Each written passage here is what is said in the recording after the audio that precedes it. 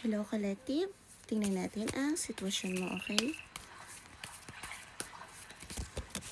Para mag-tap tayo sa energy mo kung para sa'yo to. Thank you, Lord. Thank you. Please give me one last card.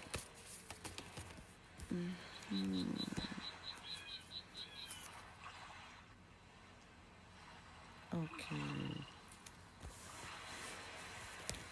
Please take it that resonate. Switch or flip the situation. Ang nakikita ko, ang current situation mo as of now is parang magkakaroon ka ng unexpected surprise or ikaw ang gusto mo magbigay ng unexpected surprise. Nga lang mukhang nahihiya ka pa at sa ngayon may mga nakikita kang sign kung kailan ka dapat mag-move, gumawa ng move para magbigay ng surprise kung sa isang divine feminine. So, nakikita mo ang taon to na divine counterpart mo. Okay? So, kung hindi ito ang sitwasyon mo as of now, maaari pa rin kayo mag-stay. Baka may mensahe na para sa inyo. Okay? Thank you so much, Shard Angel. So, ano ang gusto malaman ng guides mo? Anong gusto ipaalam ng guides mo sa'yo? Tarot Angels, please tell me, anong gusto mong ipaalam ng guides? Ayan. Okay. So, sabi ng guides mo, alam niyang overburden ka. Okay?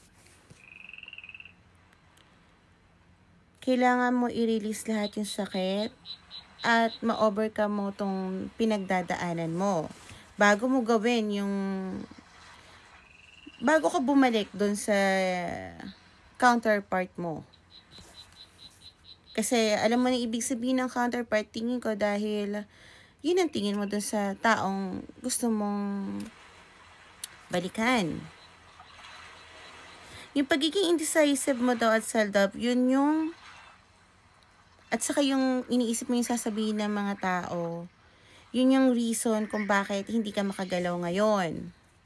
At dahil doon, kailangan mong matutunan na hindi lahat ng mga taong nasa paligid mo ay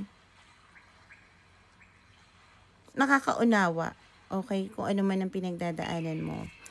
Hindi mo din kailangan sigurong magkaroon ng galit sa kanila. Kailangan mong intindihin, matuto ka kung bakit ganun at maging hard work ka at magkaroon ng commitment sa bagay na gusto mong balikan. Okay? Thank you so much, Heart Angels. So, ano naman ang nararamdaman ng Divine Feminine sa'yo? Gender, kahit babae o lalaki, lahat tayo ay may Divine Feminine, okay?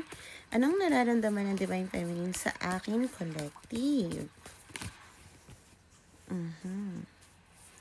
Okay. Okay.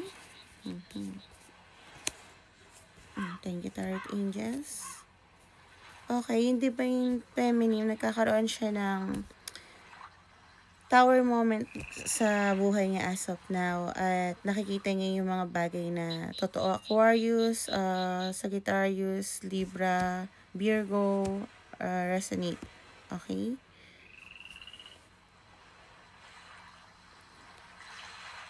Handa itong magbago. Handa siya sa pagbabago itong Divine Feminine. Actually,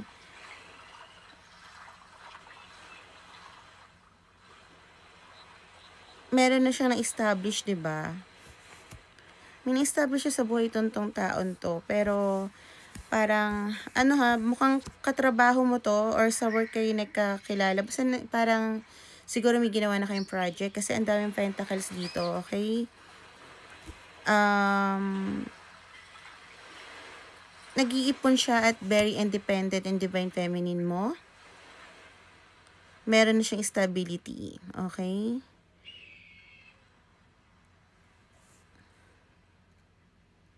May mga tao rin siya na tawag dito na hindi niya mabitawan.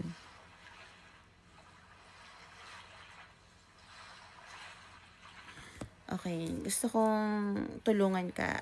Ano po tong mga tao na hindi kayang bitawan ng Divine Feminine? Sino po to yung mga taong to?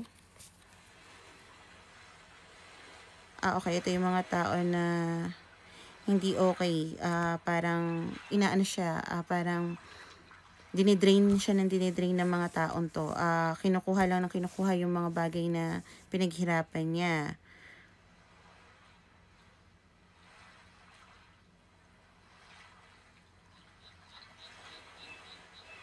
Nagkakaroon siya ng lack of direction pagtungkol sa mga taong to. Pero, okay, thank you so much. Ano po bang mangyayari kung